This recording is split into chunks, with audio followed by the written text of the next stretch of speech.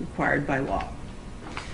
Mr. Ritchie, I do have one final thing to say to you. There will be no corporal redemption for you. And what I mean by that is of your physical being, your person. You will remain incarcerated until the date of your death is scheduled to occur. However, I do not know what your spiritual leanings are, and it really does not matter to me either way. I am very grateful that I live in a country where people can believe or disbelieve anything they choose, and that applies to you equally. Mr. Ritchie, I need you to stand and please approach the podium.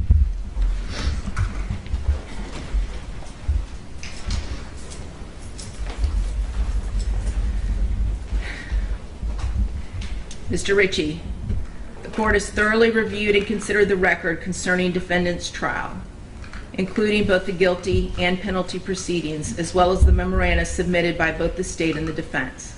The court has also evaluated and weighed the aggravating factors the jury has found to exist beyond a reasonable doubt and the mitigating circumstances established by the evidence.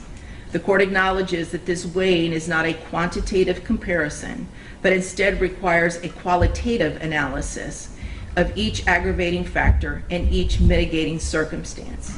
The court has assigned an appropriate weight to each and finds that the aggravating factors found to exist heavily outweigh the mitigating circumstances presented. The court finds that the jury's recommendation to impose a death sentence is consistent with its verdict and is based on the evidence presented regarding the aggravating and mitigating circumstances. The court agrees with the jury's unanimous recommendation based on its own assessment of the aggravating factors weighed against the mitigating circumstances.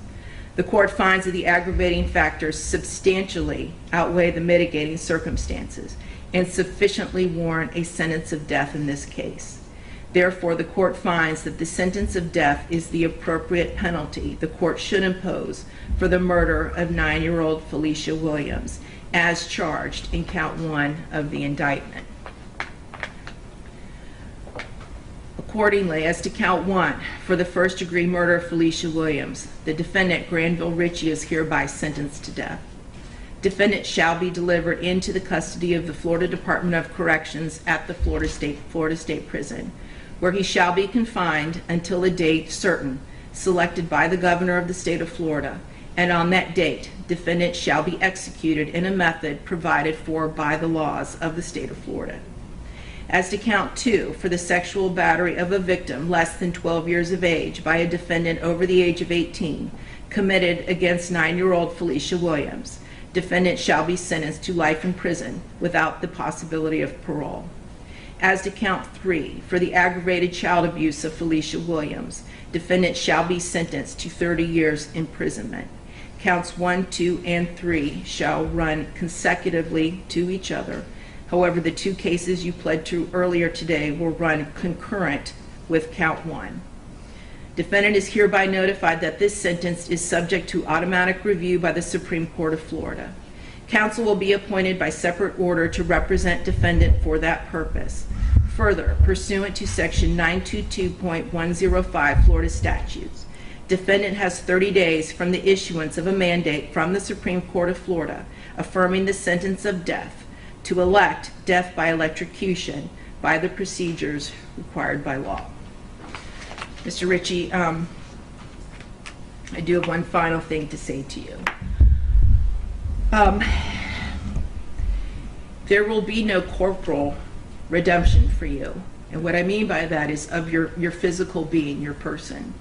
You will remain incarcerated until the date of your death is scheduled to occur.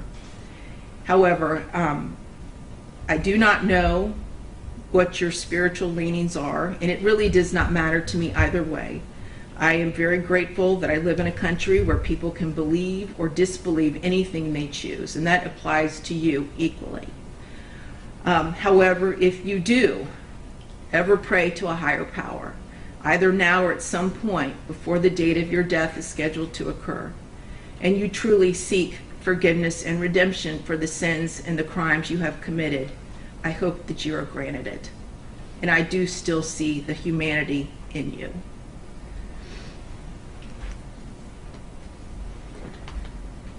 May God have mercy on your soul, Mr. Ritchie. We are now concluded, other than I am going to read the note that I received that was unsealed, or that was sealed. I'm now going to unseal it.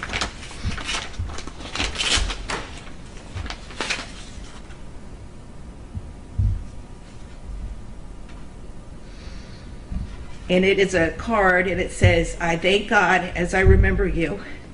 2 Timothy 1:3, and it's from the family of Felicia Williams, and it's a photograph of Felicia, aka Sugar Plum. And I wish to thank you all for this. God bless all of you. Thank you very much. We're now concluded. For purposes of the charges that you pled to today, the understanding was that it was concurrent as to everything? They are.